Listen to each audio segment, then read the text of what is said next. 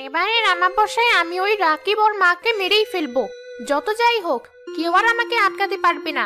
এখন একটু ওর বাড়ি যাই, ওদের একটু ভয় দেখিয়ে আসি, তারপর মজা বোঝাবো ওদের।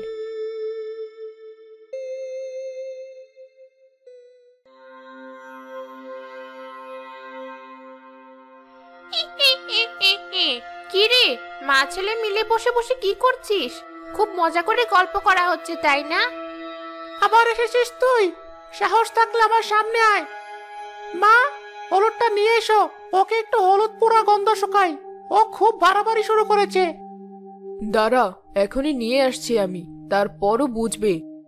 আমি এখন কম শক্তিশালী বলে তোরা আমাকে ভয় দেখাচ্ছিস। ভুলে যাস না, সামনে আমাবস্যা। এই আমাবস্যায় তোদের আমি ছাড়বো না বলে দিলাম। পারলে আমাকে আটকিয়ে দেখাস তখন। ঠিক আছে, দেখা যাবে তুই কি করতে পারিস। এখন চলে যা, না হলে হলুদ পোড়া দিয়ে জ্বালিয়ে দেবো তোকে। বেঁচে থাকতে তো পারিসনি, মরে পেতনি হয়ে এখন ভয় দেখাতে আসিস? তোর ক্ষমতা আমাদের জানা আছে। যা, চলে যা এখান থেকে বলছি। এখন চলে যাচ্ছি আমি, কিন্তু সময় মতো আবার ঠিক চলে আসবো। চলে গেছে ও, কিন্তু ওর কথা শুনে এবার আমার বেশ ভয় করছে। সত্যিও আমাদের মেরে ফেলবে না তো? ভয় তো আমারও করছে। তোমার এসব কথা শুনে এখন আরো বেশি ভয় করছে। এখন কি করা যায় তাই বলো। কবিরাজকে ডাকা ছাড়া আর কোনো উপায় দেখছি না। তবে কবিরাজকে সত্যি কথা কিছু বলা যাবে না। ঠিক আছে, এখনই যাচ্ছি তাকে ডেকে আনতে।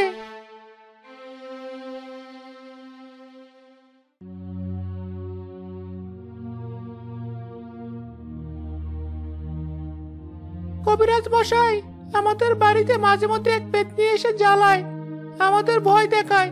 আপনি এমন কিছু করে দিন যাতে সে আর এই বাড়ি থেকে না আসতে পারে। এই নাও পরাবানি, বাড়ির চারদিকে ছিটিয়ে দাও, তাহলে পেতনি আর আসতে পারবে না। তোমাদেরও আর কোনো চিন্তা করতে হবে না। তবে মনে রেখো, সে অন্য কোনো উপায় অবলম্বন করতে পারে। তাই তোমাদের যেমন সতর্ক হতে হবে, গ্রামের বাকিদেরও তেমন সতর্ক হতে হবে। আমি তাহলে এবার আসি। ঠিক আছে কবিরাজ মশাই। আর দেরি করিস না বাবা, এবার পানিটা ছিটিয়ে দে। পানি ছিটানো হয়ে গেছে, এবার গ্রামের সবাইকে বিষয়টা জানিয়ে দেই। সবাই শোনো, আজ রাতে অমাবস্যা। এই রাতে পেতনির শক্তি বাড়ে, আর সে যে কারো ক্ষতি করতে পারে। তাই সবাই সাবধানে থাকবে। যত যাই হয়ে যাক, কেউ বাইরে বের হবে না। ঠিক আছে, আমরা কেউ পেতনির ফাঁদে পা দেব না, সবাই সাবধানে থাকবো। এখন আমাবস্যা, আমার শক্তি বেড়েছে, কিন্তু ওর বাড়ির দিকে আমি যেতে পারছি না কেন? এটা আমার সাথে কি হচ্ছে? আমি তো কিছুই বুঝতে পারছি না। এখনই আমাকে প্রেতগুরুর কাছে যেতে হবে।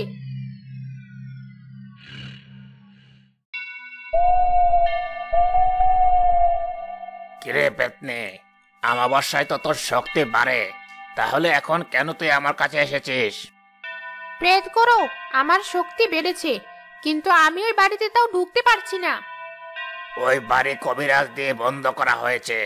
তোর এই শক্তি নিয়ে ওই বন্ধ শক্তি পেরিয়ে তুই ঢুকতে পারবি না।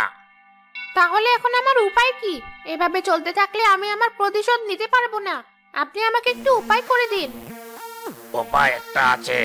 তুই যদি আজ একটা মানুষকে মেরে তাকে খেতে পারিস, তাহলে তুই সেই শক্তি পেয়ে যাবি। আর প্রতি অমাবস্যার রাতে একটা করে মানুষ মারলে তোর শক্তি দ্বিগুণ হতে শুরু করবে। তখন কোনো শক্তি তোর শক্তির সাথে পেরে উঠবে না। আমি তাহলে তাই করব। এখনই গিয়ে আমি কাউকে মারবো। এই গ্রামের কাউকে মারতে আমার দুবার ভাবতে হবে না, কারণ ওরা আমাকে কোনো সাহায্য করেনি। ওদের প্রতিও আমার কোনো মায়া নেই। এই গ্রামের সবাই খুনি। ঠিক আছে, তাহলে এবার যা আর নিজের উদ্দেশ্য সফল কর। আমি ডাকলে কেউ বের হবে না, আমাকে একটি ছল করতে হবে। বাইরে মনে হচ্ছে কেউ কাঁদছে। নিশ্চয়ই কারো কোনো বিপদ হয়েছে, তা না হলে তো এত রাতে কেউ কাঁদবে না। কে কাঁদছে গিয়ে দেখি তো একটু। আর কোনো সাহায্য করতে হলে তাই করব। এই, কি করছিস? এটা পেতনির কান্না। দরজা খুললেই তোকে মেরে ফেলবে। যা গিয়ে শুয়ে পড়। এই আমাবস্যায় আমি পারলাম না, কিন্তু পরের আমাবস্যায় আমি ঠিক আমার কাজ করব।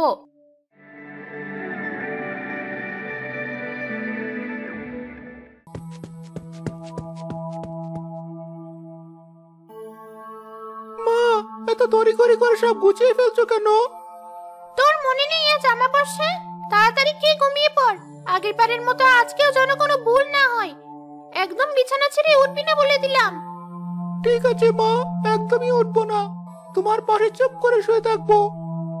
আজ আমাবস্যা, আর একটু পর পুরো রাত নেমে আসবে, কোথাও আর কিছু দেখা যাবে না। সেই সাথে আমার শক্তিও বাড়বে। আমার সামনে যেই আসুক না কেন, কেউ টিকতে পারবে না। আর আমি যদি একটা মানুষকে মেরে খেতে পারি, তাহলে আমার শক্তি আরো দ্বিগুণ হয়ে যাবে। শক্তি পেতে হলে কাউকে আমার মারতেই হবে, তবেই আমি ওই বাড়িতে ঢুকতে পারবো। হ্যাঁ, সে কথাই যেন মনে থাকে। গত আমাবস্যায় যেভাবে উঠে দরজার কাছে গিয়েছিলি, আর একটু হলে আজকের আমাবস্যা আর তুই দেখতে পেতি না। বললাম তো মা, যত যাই হয়ে যাক না কেন আমি বিছানা থেকে উঠবো না। তবু তুমি আর ভয় দেখিও না। ঠিক আছে, শুয়ে পড় গিয়ে। ঘরের সব কাজ তো শেষ, এবার শুয়ে পড়ো দেখি। তমা, তুই আজ আমাদের মাঝে শুয়ে থাকবি। আয়, তাড়াতাড়ি শুয়ে পড়। মা, আমি তোমাকে একটা কথা জিজ্ঞেস করতে চাই। কি কথা? বল। প্রতি আমাবস্যায় গ্রামের সবাই এত ভয় পায় কেন বলো তো? কি হয় এই আমাবস্যার রাতে? সবাই কেমন থমথমে হয়ে যায়, বাইরে মাঝে মাঝে কান্নার শব্দ পাওয়া যায়, কিন্তু তোমরা কেউ তাকে সাহায্য করতে চাও না। আবার এসব শুরু করলি তুই? এই মেয়েকে আমি কি করে বোঝাবো? তোকে হাজারবার বলেছি এসব নিয়ে কোনো প্রশ্ন না করতে, তবুও বারবার তুই এসব কথাই বলতে থাকিস। শোন মা, তুই ছোট মানুষ, তোকে এসব ভাবতে হবে না। তুই আমাদের কাছে সাবধানে থাকবি, তাতেই হবে। বাইরে কে কি করলো সে তোর জানতে হবে না। তুই এখন চুপ করে ঘুমা, আর আমাদেরও ঘুমাতে দে। ঠিক আছে, ঘুমাও তোমরা। মা বাবা তো কিছুই বলে না, আর তাদের এসব কথাই আমার মনও বলে না।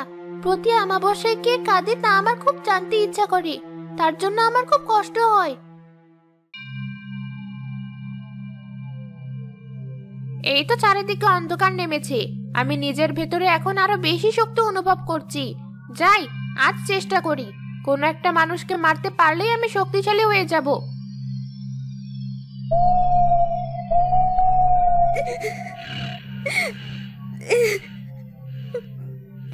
ওই তো সেই কান্নার শব্দ। আহারে, কেমন করে কাঁদছে বেচারি, মনে হয় খুব কষ্ট পাচ্ছি। বাবা মা তো ঘুমাচ্ছে, আমি গিয়ে একটু দেখি। তমা আস্তে আস্তে দরজা খুলে বাইরে বেরিয়ে আসে। ওই তো একটা মেয়ে বাইরে বেরিয়ে আসছে। আমি আরো একটু কান্না করি, ও কাছে আসলে ধরে ফেলবো। ওখানে মনে হচ্ছে কে যেন বসে কাঁদছে, গিয়ে দেখি।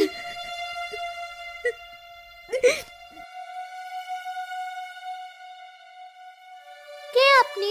এই রাতের বেলা এখানে বসে কাঁদছেন কেন? মেয়েটাকে মারার আগে ওর সাথে একটু কথা বলি, মনে হচ্ছে মেয়েটার মন অনেক ভালো।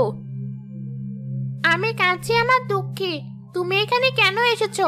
জানো না আজ আমাবস্যা? আর আমাবস্যার রাতে কেউ বাইরে বেরিয়ে এলে পেতনি তাকে মেরে ফেলে। হ্যাঁ জানি তো, আপনিও তো বাইরে আছেন। কই, আপনাকে তো মারিনি, তাহলে আমাকে মারবে কেন? আপনার কান্না শুনে আমার খুব মায়া লাগে, কিন্তু মা বের হতে দেয় না। আজ মা ঘুমিয়ে পড়েছে, তাই আমি চুপি চুপি চলে এসেছি। বলুন আপনার কিসের এত দুঃখ? কেন কাঁদেন আপনি? আপনার কি কিছু লাগবে? না না, আমার কিছু লাগবে না। মেয়েটা অনেক ভালো, আমার জন্য কেউ কখনো এত মায়া দেখায়নি। ওকে আমি মারতে পারবো না। কি হলো, কিছু বলুন। আসলে আমি সেই পেতনি, আমি সবাইকে মারার জন্য মায়া কান্না করি, কিন্তু তুমি অনেক ভালো, আমি তোমাকে মারতে চাই না। ঠিক আছে, কিন্তু আপনি সবাইকে মারতে চান কেন? আর এভাবে পেতনি হয়ে ঘুরে বেড়াচ্ছেন কেন? আমাকে মিথ্যা অপবাদ দিয়ে আমার স্বামী আর শাশুড়ি মেরে ফেলেছে, তাই আমি পেতনি হয়ে ঘুরি। ওদের না মারা পর্যন্ত আমি মুক্তি পাবো না, আর ওদের মারতে আমার শক্তির দরকার, তাই অন্যদের মারতে হবে। কারণ ওরা মিথ্যা বলে কবিরাজ দিয়ে বাড়ি বন্ধ করে রেখেছে, আমি ওই বাড়িতে ঢুকতে পারি না। ঠিক আছে, আপনি কাউকে মারবেন না, আমি আপনাকে সাহায্য করব। এ কি, তোমা কোথায় গেল? দরজাও তো খোলা, চলো তাড়াতাড়ি ওকে খুঁজে নিয়ে আসি। আমাকে খুঁজতে যেতে হবে না মা, আমি চলে এসেছি। তুই কোথায় গিয়েছিলি? কি বলছিস সেসব তুই? আমি ঠিকই বলছি, আমাদের উচিত ওনাকে সাহায্য করা আর অপরাধীদের শাস্তি দেওয়া। ঠিক বলেছিস, এখন ঘুমিয়ে পড়, কাল দেখা যাবে।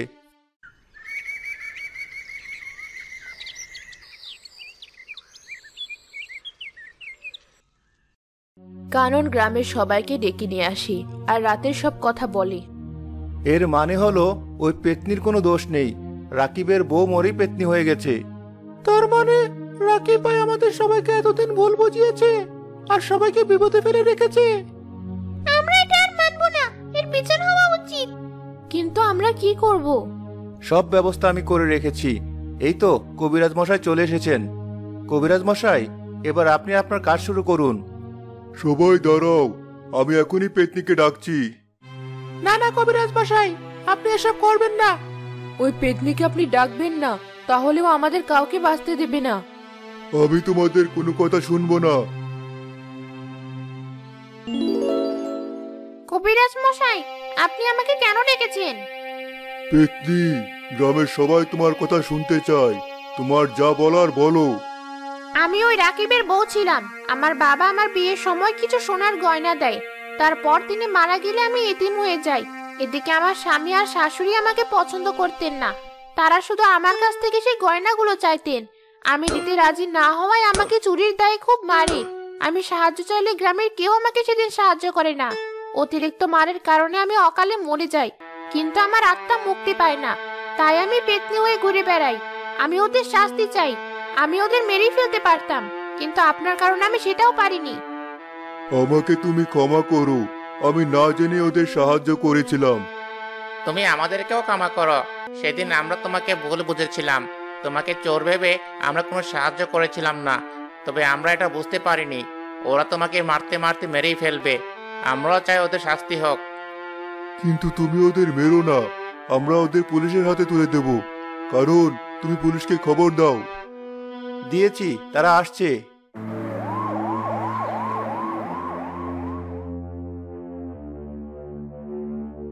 তোমরা কাজটা ঠিক করলে না। আমরা একদম ঠিক করেছি। কথা না বলে এবার জেলে চল। যে অন্যায় করবে শাস্তি তাকে পেতেই হবে। আমার আর কোনো আফসোস নেই, এবার আমি মুক্ত।